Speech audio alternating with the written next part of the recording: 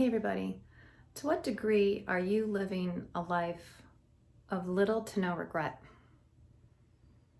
This is a question I had to face into this past weekend for myself and really examine to what degree I have released any kind of regret for mistakes I've made, actions I've taken, inaction, things that I haven't done, right? Because I was confronted with what happens when we don't release that along the way. You see, over the American Thanksgiving holiday, I spent some time with my father. Many of you may know he's been critically ill for some time. And so we were reflecting on his life, and I asked him the things that he was most proud of, things that he was happy to remember, things that made it feel like a good life. And he did share things like, when I was born or when my daughters were born, births of children coming into this world as happy moments that he'll always remember. But for the vast majority of time, he spent recounting with me innumerable regrets that he had. Story after story exemplifying the weight of his regret and in some cases his shame of not being enough. He was inconsolable, and it was really hard to see as I held his hands and looked into his eyes and saw the burden that it had been upon him, literally as he was kind of hunched over, literally the weight on his shoulders. And I noticed that the regrets kind of fell into a couple different buckets, right? Regrets of things that certainly he had done, mistakes he had made, but more often than not, it was regrets over things he hadn't done, ways that he had limited himself. Not his language. He was actually telling me reasons that the environment or the circumstances prohibited him from being able to take action. But in some cases, he actually reflected, I guess I wish I had just had more guts to go after that which my heart really wanted. And we hear it in entrepreneurs tell us to go after our dreams, right? Inspirational speakers will speak about the fear of failure, but that the regret that sticks with us at the end of our lives for inaction is far greater than any kind of mistake that we might have made. But looking in his eyes and seeing the toll that it takes on our soul, it was really it was profound.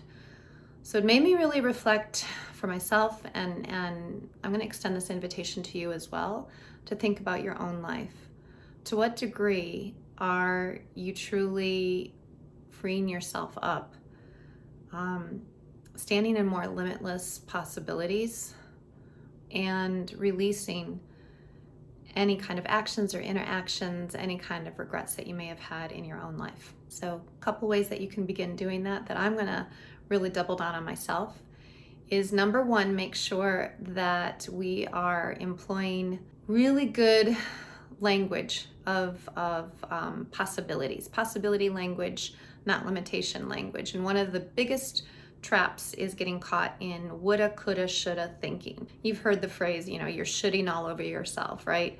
But getting caught in that kind of, if I would have done this, I could have been this, I should have just taken this one action, I shouldn't have done this, right?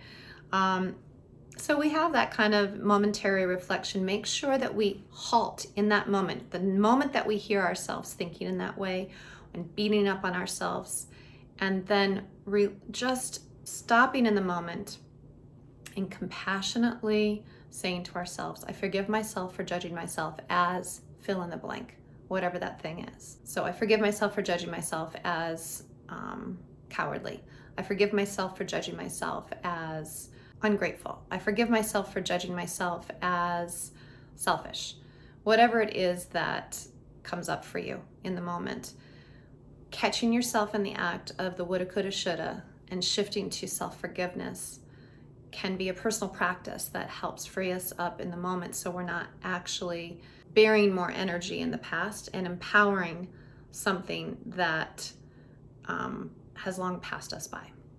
And in some cases, it could be, like for my father, it was decades upon decades ago.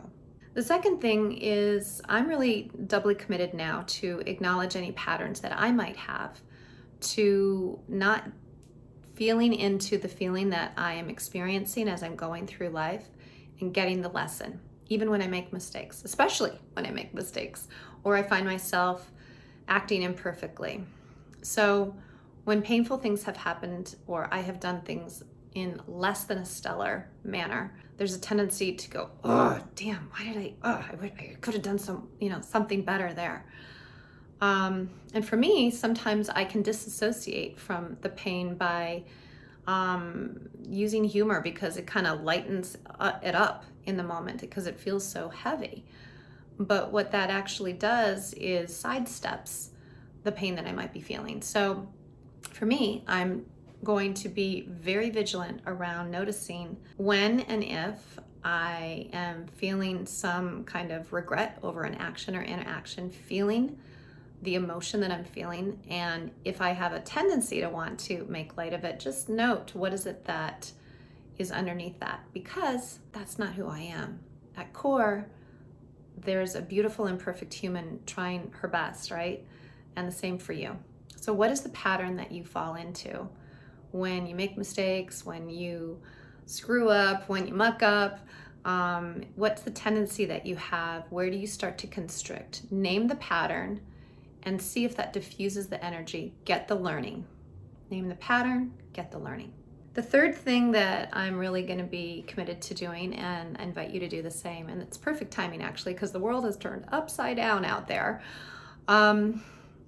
They say that we are really the sum of the 5 people that we hang out with the most, and our environment as well can kind of reinforce the identity that we have established for ourselves. So if we think of ourselves as I'm the CFO of such and such company, or I'm a single mom, right? I work hard and da da da da da. I am a up and coming young professional in Asia, and I am the new, kind of breed of leaders. Whatever your self-identity is, think for a moment on how that identity has expanded you, but at the same time, how might it be limiting you? And then think about, in your network of people that you hang out with, in your current role, your current way of describing or thinking about yourself, are the 5 people that you hang out with the most expanding themselves, being loving and compassionate with themselves when they make mistakes? Are they growing and learning as fast as this world is changing? Or are they judging and blaming and constricting and pointing fingers as to why things are hard for them, or why things won't change, or why they need to continue in a certain way? And then really be clean and clear about how you're going to design your time and your schedule, your environment, right? How you're going to spend your time with those people, with yourself, reflecting, and making space for new people to come into your life who exemplify more of that living with no regrets, love and compassion with one another. Think about it as a chance to decide and declare who you will no longer be in the new year, and then designing the relationships and the time and the space to be able to connect with those that are on a similar path of exploration and learning, self-forgiveness, and growth. With those practices in hand, I hope that for all of us, myself included, we can find more moments of richness and joy. And when we make mistakes or we take actions or inactions that we think, oh gosh, would have done that differently, hear that, right? How might we shift out of the woulda, coulda, shoulda, go to the forgiveness in the moment, think about shifting our energy, and then redesigning our lives. I look forward to hearing how this lands for you. I hope that this is helpful. And let's all have a new year in 2022 with no regrets. with little to no regrets, freeing ourselves up for creating more possibilities and less limitation.